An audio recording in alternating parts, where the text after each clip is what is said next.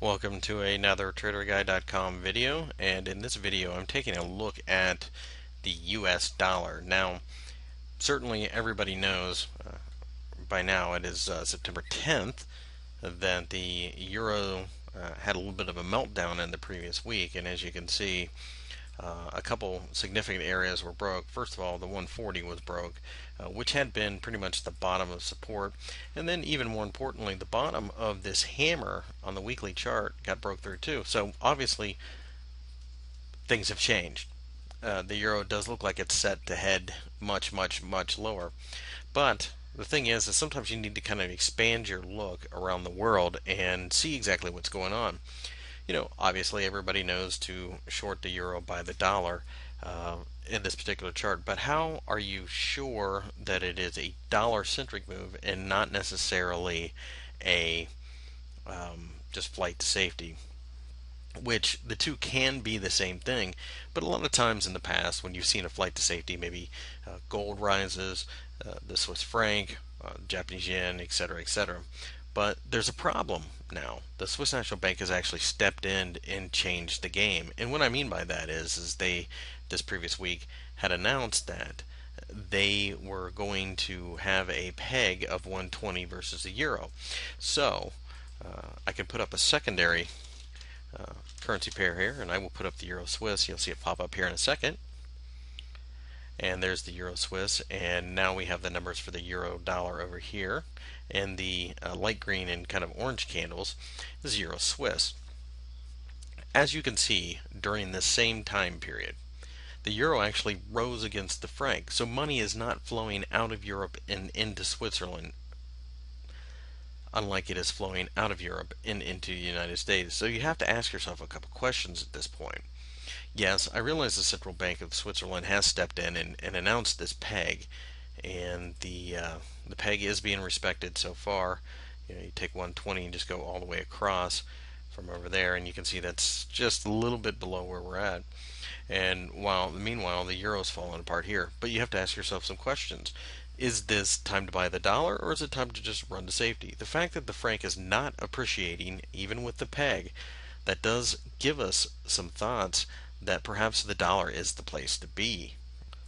Now, this chart in front of you, it's two different currency pairs, and as you can see, the red and green currency pair, this is actually the US dollar Singapore dollar.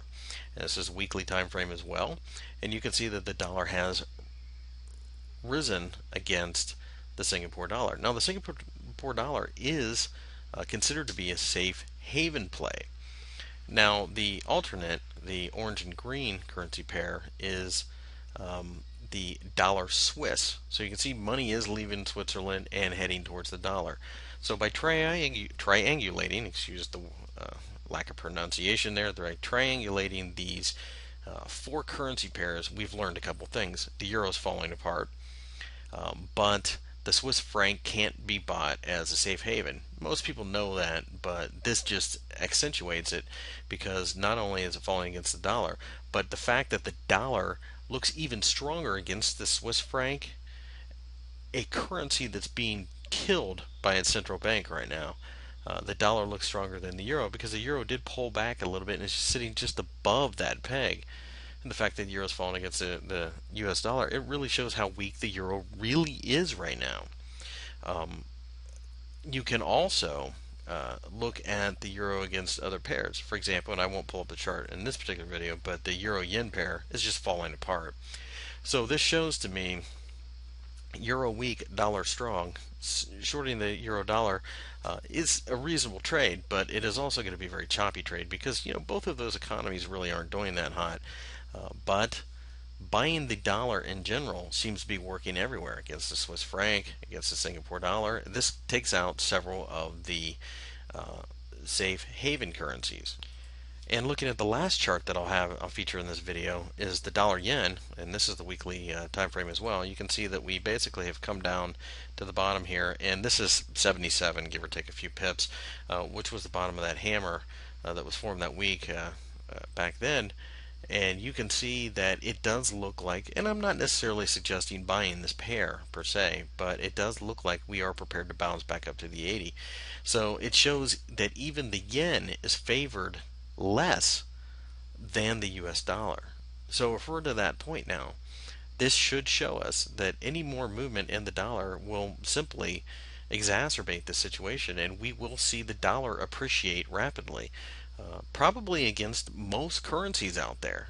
So, a lot of the things about foreign exchange trading that people tend to forget is that the dollar is involved in just about every transaction. Cross rates, for example, are just a mathematical formula of, you know, currency A versus a dollar, currency B versus dollar. So, for example, um, something like a euro yen is there's a mathematical formula involving the euro US dollar and converting it to dollar yen. You're just basically dividing the US dollars out without getting too far into that because it's not really relevant, but it does show you the importance of the US dollar. It is the world's reserve currency. Whether it deserves to be or not is probably another conversation, but the simple fact is that it is the most heavily traded currency out there. So really what you want to do is you want to understand where the dollar is going in the next week or where it appears to be going. If you understand where the dollar is going, you can become a very successful trader.